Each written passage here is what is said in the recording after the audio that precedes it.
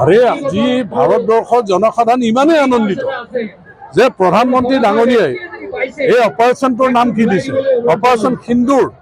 যে ভাৰতবৰ্ষৰ নাৰীৰ সেন্দুৰ কপালৰ সেন্দুৰ মোজ খোৱা এই সন্ত্ৰাসবাদীক কঠোৰ হাতেৰে দমন কৰিবৰ কাৰণে যি ঘোষণা কৰিছিল, আজি পুৱা নিশাৰ এই আক্ৰমণে প্ৰমাণ কৰি দিলে আমাৰ দেশৰ শক্তিৰ কথা। কোনো কম্প্ৰমাইজ কৰা নহয় যে শূন্য সহনশীলতাৰে এই কঠোৰ হাতেৰে সন্ত্ৰাসবাদীক যে দমন কৰা হ'ব, যিটো কথা দিছিল। আজি 22 তাৰিখৰ পৰা কেইদিন হ'ল, এইকেইদিনৰ ভিতৰতে যোগ্য প্ৰত্যুত্তৰ দি দেখাই দিলে।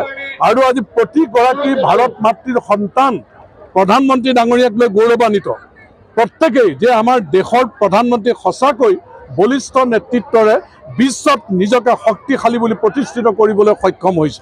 গতিকে আমি সকলোৱে গৌৰৱান্বিত যে এই যোগ্য প্ৰত্যুত্তৰ দিয়া এই সন্ত্ৰাসবাদীৰ ঘাটি এইকেইটা উৰুৱাই নহয়, সন্ত্ৰাসবাদী উৰুৱাই দিব লাগে। দৰকাৰ হ'লে পাকিস্তান উৰুৱাই দিবলৈ কুণ্ঠাবোধ কৰিব নালাগে।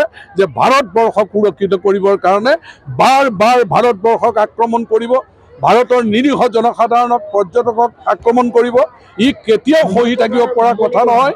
আৰু কঠোৰ সিদ্ধান্ত যি প্ৰধানমন্ত্ৰী ডাঙৰীয়াই লৈছে যে ভাৰতবৰ্ষৰ জনসাধাৰণ প্ৰধানমন্ত্ৰী ডাঙৰীয়াৰ লগত আছে আৰু থাকিব, আৰু সকলোৱে এই ক্ষেত্ৰত আশীৰ্বাদ কৰিব।